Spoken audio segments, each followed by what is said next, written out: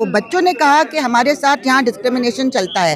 Schedule caste के, schedule tribe के बच्चों को अलग फ्लोर पे रखा जाता है हॉस्टल में, खाना अलग दिया जाता है, उनका जो क्वेश्चन पेपर है अलग रंग का मिलता है उनको। ये क्यों किया जा रहा है? उनको जातिगत मतलब गालियाँ लोग देते हैं। ये है कि हमारा डिमांड था रोहित एक्ट आना चाहिए। ये 2016 से, खासतौर से जब से रोहित वेमुला की संस्थागत हत्या हुई है, मतलब उसको तो मैं इंस्टीट्यूशनल मर्डर मानती हूँ, और उसके बाद पायल तडवी, उसके बाद दर्शन सोलंकी, ये सारे केसेस हैं। 118% केसेस बढ़ गए पूरे हमारे देश में। बात ये सारे सरकारी आंकड़े हैं और आपको इसमें और स्ट्रॉन्गर कानून चाहिए, क्योंकि इससे काम नहीं बन रहा है। 2012 सवर्ण समाज के लोग कह रहे हैं इससे भेदभाव, जातिगत तमाम चीजें बढ़ जाएंगी। नहीं, बिल्कुल नहीं। जो भेदभाव चल रहा है सवर्ण समाज के लोगों को दिखता नहीं है। मैं सवर्ण समाज की दिखता नहीं, क्योंकि हमें हमारे ऊपर कभी बीतती नहीं है। नमस्कार, मैं प्रियंका इस वक्त दिल्ली में हूँ और यहाँ पे आज शिक्षकों का तमाम हुजूम आपने देखा, भीड़ देखी होगी। तमाम लोग प्रोटेस्ट कर रहे हैं, अपने हक की मांग कर रहे हैं। सरकार दावे कर रही है कि शिक्षा में सुधार हुआ है, शिक्षा नीति में तमाम बदलाव किए गए हैं, लेकिन मेरे साथ दिल्ली विश्वविद्यालय की प्रोफेसर हैं, इनसे बातचीत करेंगे और जानेंगे कि आज की मौजूदा हालत क्या है और सरकार किस तरह से रिएक्ट कर रही है छात्र के साथ, जो शिक्षक हैं उनके साथ। मैम, आप किस तरह से देख रही हैं? तमाम तरह का विरोध हो रहा है, आप लोग सड़कों पे हैं, लेकिन सरकार तो कह रही है कि हम शिक्षा व्यवस्था में तमाम परिवर्तन करके उसे बेहतर करने की कोशिश की है। देखिए, ऐसा है, इसमें मैं बिल्कुल सहमत नहीं हूँ, क्योंकि हमने तो ग्राउंड लेवल पे देखा है, जब से NEP 2020 आया और उसके पहले से ही ये जिस तरह के कानून सरकार लाती जा रही है, हमारी यूनिवर्सिटीज पूरी तरह से बर्बाद हो रही हैं। पढ़ाई लिखाई ना के बराबर हो गई है। कोर्सेज को बुरी तरह से डाइल्यूट कर दिया है और तरह तरह के इन्होंने अनसाइंटिफिक चीज़ें ठूंस दी हैं उसके अंदर, और कोर्सेज जो है टीचर्स नहीं बना रहे हैं, कहीं और से बन के आ रहे हैं, हमारे ऊपर थोपे जा रहे हैं। तो जो हमारे बच्चे पढ़ लिख के अपना सर ऊंचा रख सकते थे पूरे दुनिया में, अब वो बिल्कुल वो हालत नहीं होगी। जो पढ़ पा रहे थे पहले, उतना भी नहीं पढ़ पाएंगे। 3 से 4 साल तो उन्होंने कर दिया है, लेकिन पढ़ाई का लेवल जो है उन्होंने पहले 80% जैसे कोर्स का मेन सब्जेक्ट होता था उसको घटा के 50% कर दिया, और भी कम करने जा रहे हैं। ठूस रहे हैं इंडियन नॉलेज सिस्टम के नाम पे ये पुराने दक्षानुसी चीज़ें, जो जिसमें कोई सवाल पूछने की गुंजाइश नहीं है, कोई क्रिटिसाइज करने की गुंजाइश नहीं है। बस ब्लाइंडली आपको अनभक्तों की तरह सब सुनना है, और इतना थक जाते हैं स्टूडेंट्स कि उसके बाद कहते हैं हमारे पास बिल्कुल फोकस नहीं है मेन सब्जेक्ट के लिए। तो कोई सब्जेक्ट नहीं सीख पा रहे हैं। टीचर्स को पढ़ाने के लिए जितना टाइम चाहिए था उसका 40% घटा दिया है। वही कोर्स को आप 40% कम टाइम में पढ़ाएंगे तो क्या पढ़ा पाएंगे? सब रो रहे हैं। तो इसमें आप देखते हैं कि द लेटेस्ट जो हो रहा है कि कई सालों से कोशिश थी कि ग्रांट में कम करके हमको लोन की तरफ धकेला जाए। यूनिवर्सिटीज जो सरकार फंड करती है वो लोन लेके काम करेंगी तो फीस भी बढ़ानी पड़ेगी, तो फीस बढ़ती जा रही है और आम जनता, खास तौर से दबे कुचले वर्ग जो हैं वो आ ही नहीं पा रहे हैं आगे। एडमिशन पॉलिसी में इन्होंने CUET लाके पूरी तरह से जो एडमिशन हमारी यूनिवर्सिटी के दायरे में था वो हमारे हाथ से छीन लिया है। 10,000 सीटें हमारी यूनिवर्सिटी में खाली पड़ी हुई हैं। सोचिए, एक पब्लिक फंडेड यूनिवर्सिटी, प्राइवेट में भाग भाग के लोग चले गए, क्योंकि कितना इंतज़ार करेंगे, एग्जामिनेशन एंट्रेंस टेस्ट डिले हो जाता है। तो ये सारी चीज़ें जो चल रही हैं, कोर्सेज बर्बाद, रिक्रूटमेंट में अपने लोगों की भर्ती करना, और जो लंबे समय से पढ़ा रहे थे टीचर उनको बाहर कर देना।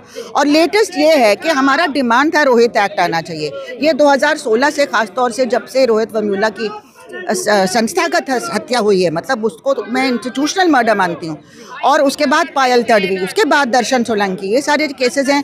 118% केसेस बढ़ गए पूरे हमारे देश में। और इस पे सारा आंकड़ा जमा करके पायल तडवी की माँ और रोहित वेमुला की माता जी दोनों सुप्रीम कोर्ट में 2019 से गई, और सब कुछ देखने के बाद सुप्रीम कोर्ट ने ऑर्डर दिया कि बिल्कुल जायज़ लग रहा है और पार्लियामेंट को कुछ करना चाहिए। पार्लियामेंट्री स्टैंडिंग कमेटी में रेफर हुआ, दिग्विजय सिंह जी थे चेयरपर्सन, उन्होंने भी कहा कि बिल्कुल सच रहेगी बात। ये सारे सरकारी आंकड़े हैं और आपको इसमें और स्ट्रॉन्गर कानून चाहिए, क्योंकि इससे काम नहीं बन रहा है। 2012 सवर्ण समाज के लोग कह रहे हैं इससे भेदभाव, जातिगत तमाम चीजें बढ़ जाएंगी। नहीं, बिल्कुल नहीं। जो भेदभाव चल रहा है सवर्ण समाज के लोगों को दिखता नहीं है। मैं सवर्ण समाज की दिखता नहीं, क्योंकि हमें हमारे ऊपर कभी बीतती नहीं है।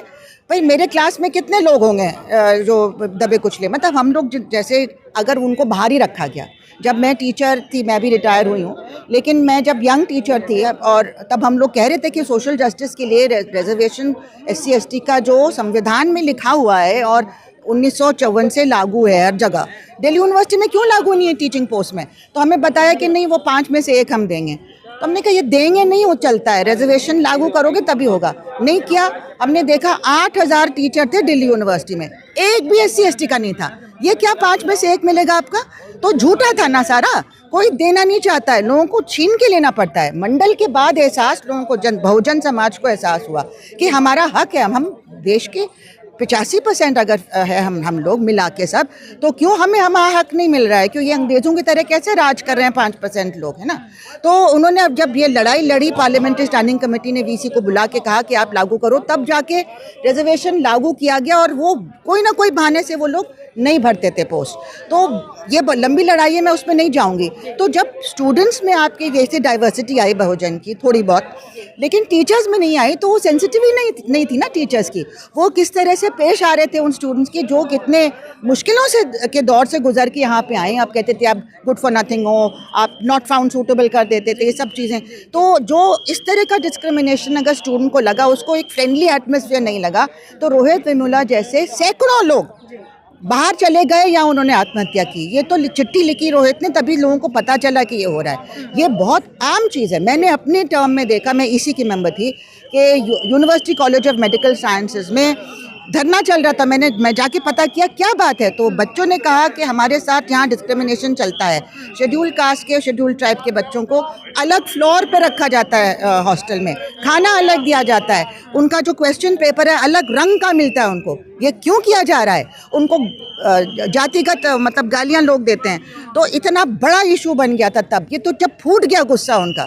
लेकिन ये चीज़ जो धीरे धीरे अंदर अंदर चलती है और लोग चुप रहते हैं। अब कोई चुप रहने के लिए तैयार नहीं। लेकिन हम तो न्याय की बात करें ना। तुम्हारी जुडिशरी तुम्हारी का मतलब है कि देखिए रिप्रेजेंटेशन है SC ST का कहीं भी नहीं है, ना मीडिया में है, मेन स्ट्रीम में ना। आप लोग कर रहे हैं अच्छा काम, लेकिन मेन स्ट्रीम मीडिया में आप देखिए क्या नैरेटिव है पूरा, है ना?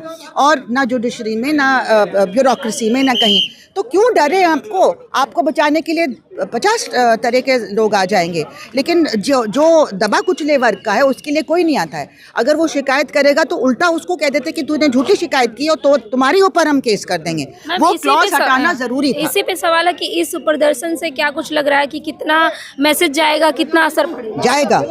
इससे फर्क पड़ता है। आपने अरावली के मामले में देखा, जा रहे हैं, आपने देखा ना कि कैसे फर्क पड़ता है अगर हम गिवन नहीं करेंगे। अब ये 1991 नहीं है कि आपने जो चाहे कर लिया। VP सिंह ने बहुत अच्छा काम किया, लेकिन अब यहाँ जनता जो है वो खड़ी हो गई है और आप देश की बहुजन जनता हैं। ये डेमोक्रेसी का मतलब है आपका भी तो कोई हक होना चाहिए ना देश के पूंजी पे, उसके रिसोर्सेज पे, उसके इंस्टीट्यूशंस पे। आपको बाहर कैसे रखा जा सकता है? हम गुलाम देश। संसद सत्र चल रहा है, इस बीच आप लोग धरना कर रहे हैं, क्या लग रहा है? ये हम तो सांसदों को बुला रहे हैं, आज भी आ रहे हैं। वहाँ पे JNU में जिस तरह से स्टूडेंट्स को इन्होंने सस्पेंड कर दिया अपनी आवाज़ उठाने के लिए, तो आज भी वहाँ पे प्रेस कॉन्फ्रेंस है 3 बजे। कल हमारी विकसित भारत शिक्षा अधिष्ठान जो एक बहुत ही बेकार बिल आया है, जिसमें पूरी तरह से शिक्षा खत्म हो जाएगी, फंडिंग खत्म हो जाएगी हमारी, और हमारी स्टेट्स की पावर खत्म हो जाएगी। जो इंडिया स्टेट्स हैं सारे, उनकी पावर एजुकेशन के मामले में पूरी तरह से खत्म हो रही है। उस बिल को इन्हें वापस लेना चाहिए। तो हमारा तो लगातार चल रहा है इसमें। देखिए नंदिता नारायण है जो दिल्ली विश्वविद्यालय में प्रोफेसर हैं, और सीधा इनका विरोध है तमाम उन नीतियों पे जो आज की सरकार लागू कर रही है। आपको क्या लगता है? कमेंट बॉक्स में हमें अपनी प्रतिक्रिया जरूर दीजिएगा। धन्यवाद।